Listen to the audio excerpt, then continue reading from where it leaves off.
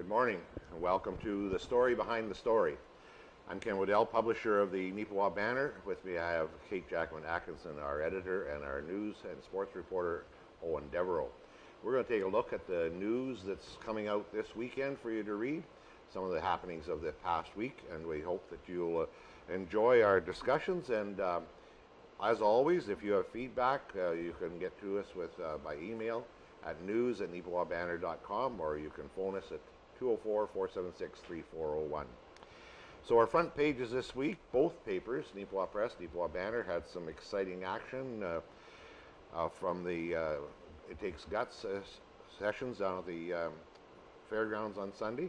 And did we have some coverage? And I was away yesterday. Did you write a story? No, we just had the pictures. So we had, this is the fourth year that they've done this fundraiser, and it's a charity barrel race in support of Crohn's and Colitis Canada, which is, impacts a lot of people. It seems like they've had a really good response to this fundraiser, and it's nice to see a local event that's drawing people to the community, maybe after what we talked about last week in terms of a lack of local activities. That's right. And again, Diane Warner was out there taking pictures and all that. She's got a much better eye for that type of stuff than I do. So very good coverage on that. A whole bunch of different angles and perspectives on it. And we have the riders featured in both papers are all local, so that's kind of nice too. Good. I think I was told, I can't remember how many, did we hear how many riders were there, how many entries there was? There was a lot of people down there. I was there just before we had to go to Brandon to a family event because it was Father's Day, and there was a lot of people down there. Yeah, there was 112 competitors. Wow. Okay. I had to go to Brandon. Yeah. I had to go to Brandon because it's Father's Day, yeah. right? See? And so I saw both my sons. Yeah. I saw all 4 grandchildren. Yeah. I saw my 2-year-old great-grandson and my brand new great-grandson who's only a week old. That must have been exciting for you. It was. Sounds like a good Father's Day. It was, yeah. We had a big lottery here not long ago in the Neepawa area. Owen, what can you tell us about the lottery, the medical clinic lottery? It's quite a big deal, really. That's right, Ken. I had the opportunity to take a picture of the grand prize winner for the Neepawan District Medical Committee's Farm and Leisure Lottery. For people who might be unfamiliar, that's every single year they do this lottery. It is the big event for them every single year in order to raise money for things like upgrades to the clinic, doctor retention, things along those lines, which is very important for a smaller community like Neepawa. This year, family from the Russell area won. Travis Leon family, I believe is how it's pronounced. First time they have ever actually bought a ticket. So it's great to see sort of new, younger families coming in. I was going to comment on that. It's nice, nothing against, you older people, but it is nice to see, he looked like a younger guy, nice to see some young families winning these big prizes and supporting the community. That's a good point, Kate, because afterwards when I spoke to Mary Ellen Clark, who is a big part of the lottery and getting the message out there, she said pretty much the same thing, that it's great to see the younger families coming in. Not that they take for granted the people who buy every single year, they truly do appreciate that. But seeing the younger generation understand how important it is to support something like this, it's great to see. And of course, when you have a shout at $100,000, that doesn't hurt either. It's not to like. No. Well, and the 50-50 draw was pretty high as well. That was a huge draw as well. 51,000, wasn't it? That's right. Yeah. 51,000 for Arlene Murray, of Brandon. Yeah. Once again, first time she played, she didn't even realize that she had family members calling her up saying that you won. It was like completely out of the blue. That's cool. Wish someone had called me. Yeah, well, there you go. So I have to follow the script anyway, and it says now we need to talk about our columns. But I'd rather talk about your column than my column. So you. Oh, really? So we're going to start with me? Well, yeah. Let's start with you. Let's start with you. So this week, I guess I feel like I've written about this topic a few times, but it's the idea of automation in the workplace, which is something that, without a doubt, we're going to increasingly see. And it doesn't just apply to what you would think of, a production line, machine moving widgets from A to B, but we're seeing automation in areas such as even writing. We're seeing automation in research that junior lawyers used to do in terms of looking at previous court decisions. So this idea of automation is something that we're going to have to deal with a lot in the coming years. But it turns out that because this is a concern, people have done studies about it, and they've also looked at areas which are least likely to be impacted by automation. And for the most part, they're things that kind of rely on the human touch, for lack of a better word. So the Brookfield Institute for Innovation and Entrepreneurship at Ryerson University in Toronto last year released a study ranking the top 5 professions that they feel are least likely to be impacted by automation. So we have retail and wholesale trade managers at 1, registered nurses at 2, elementary and kindergarten teachers at 3, early childhood education and assistants at 4, and 5 as secondary school teachers. And the interesting thing I thought looking at this list is that you see a lot of professions that we tend to associate with women. So I kind of set out to see if these numbers really bore out in practice. So Statistics Canada is great. Through their publicly released labor force surveys and with a little bit of help from their media department, I was able to find the number of men and women in our province working as nurses, which encompasses kind of the whole range of nursing designations, and teachers, which encompasses right from elementary school to secondary school teachers. And these numbers, they seem to follow what we perceive. So then I thought, well, does this apply locally? And the Beautiful Plains School Division was fantastic. I got an answer very quickly about the number of men and women they have working there, the number of teachers that are men and women, and the number of secondary school teachers that are men and women. So I thought that was really helpful. It was really great. But then I tried to get the same information from Prairie Mountain Health. And it started with an email to their media relations person, who very quickly shuffled me off to their privacy officer, because apparently the information I wanted, which was about the number of men and women who work for Prairie Mountain Health, required me to go through their privacy officer. So I had a very nice conversation with her, and I explained that ideally I would like it if it could be broken down into broad job categories, nurses and doctors and maintenance officers. But if at most I could get the split region-wide between men and women, that would be great.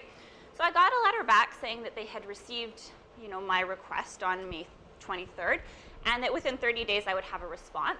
And I've been wanting to write this column for about a month, and I still don't have a response from Prairie Mountain Health. And I decided, well, since we've got a bunch of grads coming up, I thought, looking at future careers would be a pretty timely graduation column topic. So I just went ahead and did it without the numbers from Prairie Mountain Health. But I'm hoping that maybe, today or tomorrow, which will be the 30 days, we may have an answer. So Any minute now. any minute, we're waiting. Yep. Glad I didn't hold my breath. Yeah, I was just going to say, don't hold your breath on that Yeah. one. I've been stonewalled by Prairie Mountain Health and the health department many, many times. Yeah. It's the simplest questions get the most ridiculous answers. Yeah, before everyone is- And I mean, this is not top secret information. Like, I'm not wanting to know how many male nurses, how many men working as nurses work in Neepawa Hospital that are over the age of, between 25 and 36. Like, I'm not looking, for information that would single any one man or woman out. I just kind of want to look at the broad scope of things. And, as it turns out, the StatsCan information was helpful enough. But I think that people probably would have liked to have known a little more locally. And I guess kind of with this column, what I kind of contended was that while we may see these jobs, a lot of these jobs as women's work, I think it's maybe just more because women do them, not necessarily because the tasks that make up that one job, should inherently be done by a woman or a man. If we're looking at other, professions, I know a lot of nurses, for example, who are very warm and caring, and I know a lot of nurses who are pretty prickly too. Yeah. So. It's interesting that you would get stonewalled like that. I know that I remember being at a board meeting one time of the health region, and there was a lady on the board, and she wanted to talk about an initiative that they had been put in place. I can't remember what it was now, but it was good public relations, public engagement initiative. And she says, I think we need to do a press release that. And they were just squashed, like, no, the RHA will speak with one voice, and that one voice is the executive director. and in this case, Penny Gilson was then, is now, and basically they do speak with one voice, and it's the most ridiculous thing going. It's a trend that's been developed in the healthcare system, but also in government. I think it's breaking down a little bit now in our provincial government.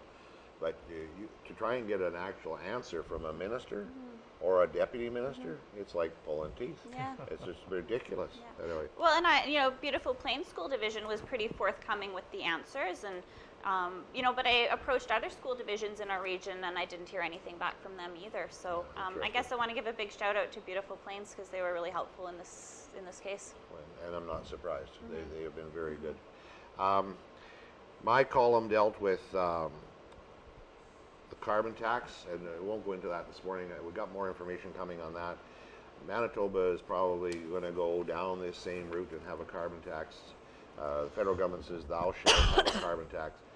Biggest question I have, if anybody else out there can tell me this, what's the difference between a carbon tax and a gas tax? I don't think there is any. I'll touch on a couple of other topics too there today, but in the column that comes out, and if anybody has feedback. Plus, we got a big letter to the editor. I've been told how nasty I am one more time by the famous Leonard Paramore of Arden, Manitoba, and in the Neepawa Banner paper that comes out. So, You may have another one for you this week. well, We'll see. yeah, we'll see. Well, Anyway, again, that's a good thing, though, because it shows that we're willing to listen to other perspectives. Oh, yeah. That's the most important thing, is people getting in touch with us. If you have a perspective, that's important. We need to hear from you. well, I dealt with this nearly 30 years ago, 20-some years ago, when the paper first started to come out, and people said, well, you have your opinion. I said, yes, I do. And if you'll open up the paper to page 4 and 5, there's 12 columns across there. 12 columns the height of the page. And I take up 2 of them. There's 10 more for other people's opinions. And we've always done that. Sometimes it's our columns, your columns, whatever. Sometimes it's letters to the editor. I think that's a pretty good proportion. I own the paper, and I only take up 2 columns out of 12. I mean, Yeah. 2 columns of print out of 12. I figure that's not bad. No? Anyway, whatever. We have a young fellow from Neepawa who can run very fast. I don't think you're going to catch him, and neither am I, Owen.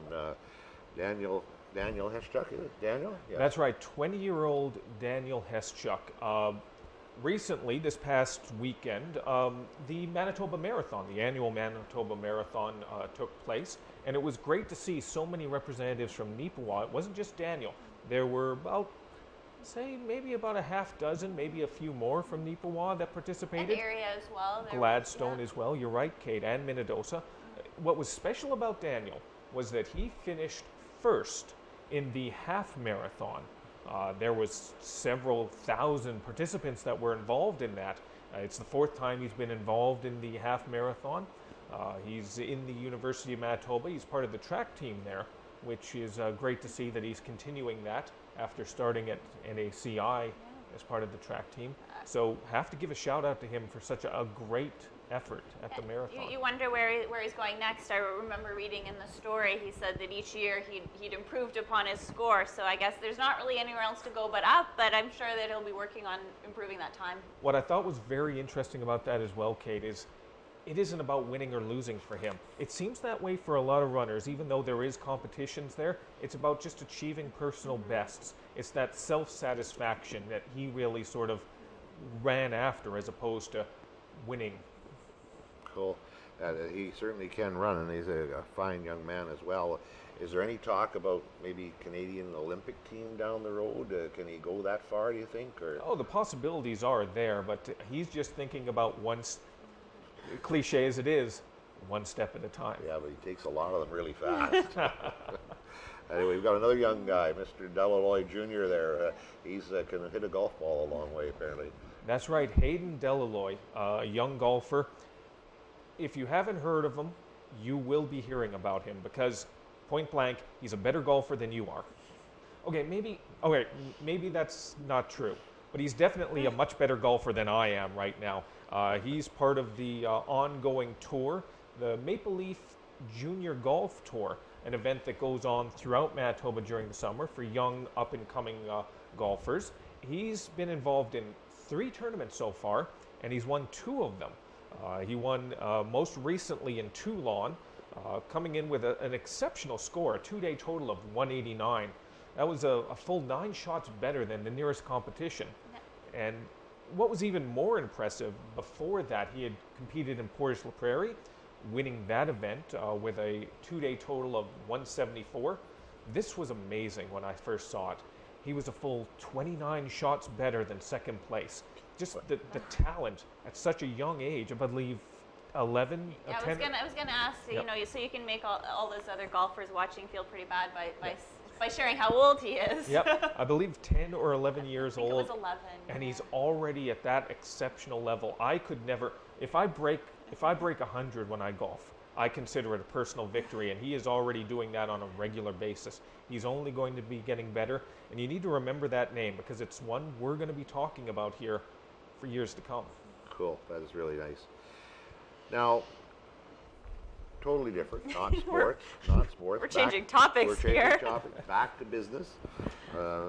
Customer Service Center, Manitoba Hydro. You Yeah. had a tour. Yeah, I got a tour. So a week ago on last Monday, I got a tour of the new Manitoba Hydro's Customer Service Center in Neepawa, which, for anyone who maybe doesn't know the official name, is basically the Hydro office in Neepawa. And it's a newly built building.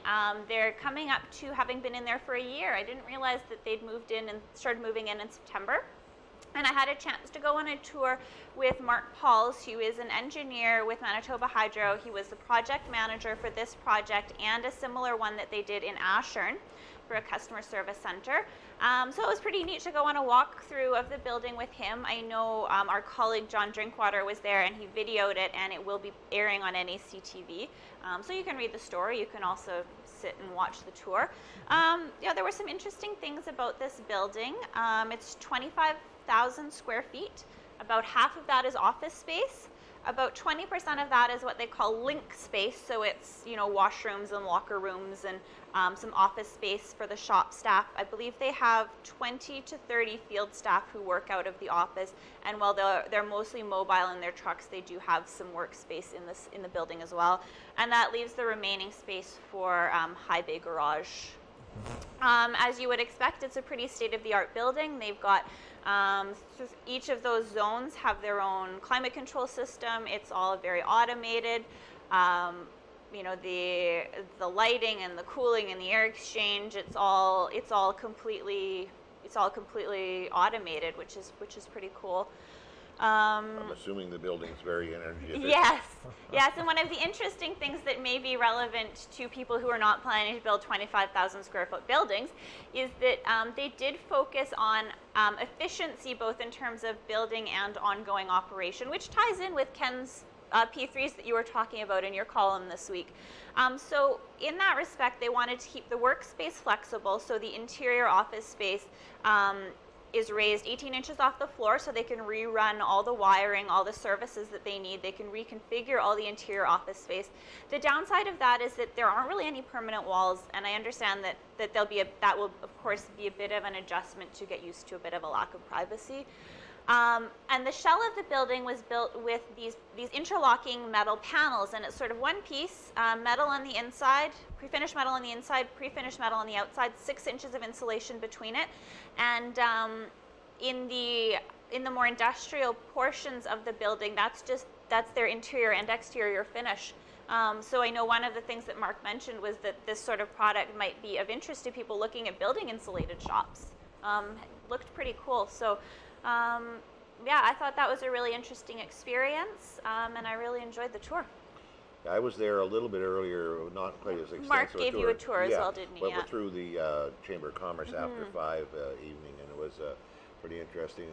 And I thought it was really interesting that all the, formerly Hydro offices, they had their little office and everybody was in there and whatever, and then they had to go out to the vehicles, This, a lot of the time, and this, the vehicles are all inside. Yeah. Going to be far better for starting and going Yeah. and all the rest of it, winter, summer, rain, sleet, Yeah, whatever. yeah, So it's pretty exactly. cool. Yeah, and I guess maybe an interesting thing is that the building runs on natural gas. Yeah. which I know maybe 10 years ago everyone was talking about geothermal or something else, but I thought that was interesting that I guess Mark was explaining this is a natural gas zone, and that's what they decided to use in the building. So. Well, it's interesting you mentioned geothermal, and I've had personal experience, so I guess secondhand experience with several people who have had geothermal, and in two of them I can think of, they were very large, older homes. Doesn't work. You just can't get enough heat out of the ground in the wintertime to make it work. And so it's not a cheap system. It seems to work very, very well for the Arden curling rink. Yeah. But in a home or an office situation, it doesn't seem to work that well. Anyway, back to you, Owen. We got more sports, baseball. Santa Clara Baseball Clara. League. I want to say That's right. San I Clara. was right. You were right again. I've never known you to be wrong, Kate. You know, sometimes during the summer, Ken, the summertime sports gets a little slack. That's not the case this week. There was so many different events going on. And there's going to be a lot of events going on in the near future in Neepawa, significant ones as well. First off, Santa Clara Baseball League, the Neepawa Cubs, got a 6-game winning streak going on. Their most recent win, a 1-0 victory over Carberry. It was a real pitcher's duel. Garrett Rempel picked up the complete game victory. People, if you're not out there, if you're not watching this team, they're a very exciting team to watch. You need to come out, you need to support them. They're all local boys, and it's a great level of baseball. And so much, in fact, that as we've talked about previously, they're going to be hosting the AA Provincials in the near future, going to be happening in August. That's a big endeavor. There's going to be about 400 people from all over Manitoba who are going to be converging on Neepawa to participate in that. That means a lot of businesses locally are going to see a lot of new faces. It also means that there's a lot of work to do because it takes a lot of volunteers to put something like that together. I had an opportunity to talk with the manager coach for the Cubs, Scott Newton. They're doing the best they can to put this together, but they need volunteers. They're putting out the call right now. Hopefully people from the community. Neepawa in the past has proven to be very, very good when it comes to stepping up and helping out when it's needed. Hopefully they'll do it again this time. I'm going to give you some information right now. If you do want to help, you need to contact Scott at scottnewton.nf@gmail.com. They want to get as many bodies together as possible. There's about 140 man-hours that are required for this during the tournament. People before to get things ready at the field, during, concessions, beer gardens, things like that. So people should obviously have an interest in supporting the community, but maybe don't have to know about baseball to be able to help. That's right, Kate. And again, if you're not a fan of baseball, that's fine. But if you're a fan of the community, if this community means something to you, then maybe you need to be involved because a lot of people from outside Neepawa are coming, and we want to put our best foot forward. Now, Kate, you were looking at some of the things that have happened down at the upgrades Yeah, at the Ball so- Diamonds this year. So this kind of ties in with a story I did this week in the press about some upgrades to the washroom that the Neepawa Rotary Club has undertaken. They were originally built the washroom facilities down at the fairgrounds, which aren't just used for baseball, but that facility was used for the barrel racing jackpot that we talked about right at the top. A lot of events going on there, and they thought that it was time to upgrade these facilities, which had originally been built in the 70s. So they put some money together from their annual TV auction. They got a grant from Rotary International's Foundation. They got some help from local businesses. They got some help from, I believe it was the municipality of North Cypress Langford kicked in some money too. Yes, that's correct. And they updated, the toilets, the urinals, the sink. They got a grant from the Beautiful Plains Community Foundation to do some automatic hand dryers and some keypad locks, which is kind of sad to see. I talked to Rotary President Don Schmall, and he said they'd had some vandalism in there over the winter, so that these locks would be a really good asset. But if you're down there for an event, be sure to check it out and thank a Rotarian if you've used it. Yeah, there you go. Looking ahead, I guess one thing in between here, briefly, Owen, the Neepawa natives are looking for an assistant coach, unfortunately. It's June, so we have to talk about hockey. It's June, that means it's hockey time, yes. Unfortunately, the call has been put out by the Neepawa natives for an assistant coach, Ryan Monet, who was in the first year of a 2-year contract with the team. Some commitments, family-related commitments, have pulled him away from the community. I had an opportunity to talk with Ryan about this.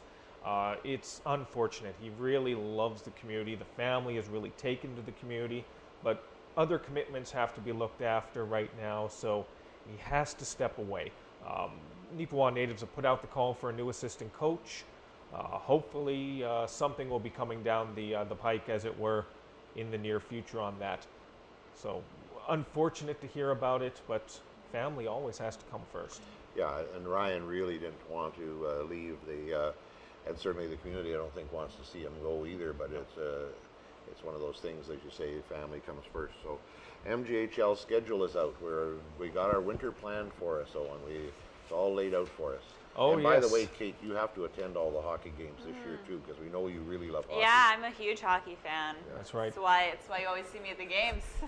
The schedule for NAC TV, we're doing all these, is out right now. I'm sure Diane Warner is just chomping at the bit to be able to do some recording She says on some of yes. these games. Home opener for the Neepawa Natives is set for September 22nd. That's a Friday, so you need to mark your calendars right now. Make sure you're down at the Yellowhead Arena. MJHL plays a 60-game schedule, 30 at home, 30 away. Neepawa's start of the year, there's going to be a lot of road games, but as the season progresses, it all evens out.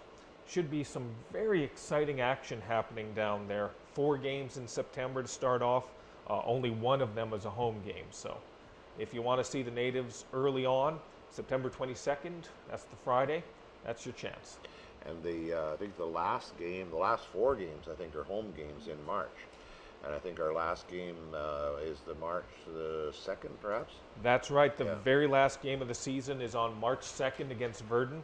And you were right, Ken. The last 4 games, all at home. So hopefully those will be exciting games as we gear up for the playoffs. Well, in the March 2nd and March 3rd will be the banquet and the lottery draw that night. So the night after we finish the season. So that'll be kind of good.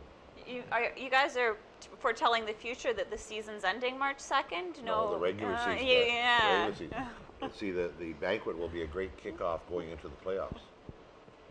That's got to be optimistic. You've heard it here first. He's predicting playoffs. Oh yeah, for sure. Anyway, thank you very much for watching the story behind the stories today from the Neepawa Banner, Neepawa Press, and on behalf of NAC TV.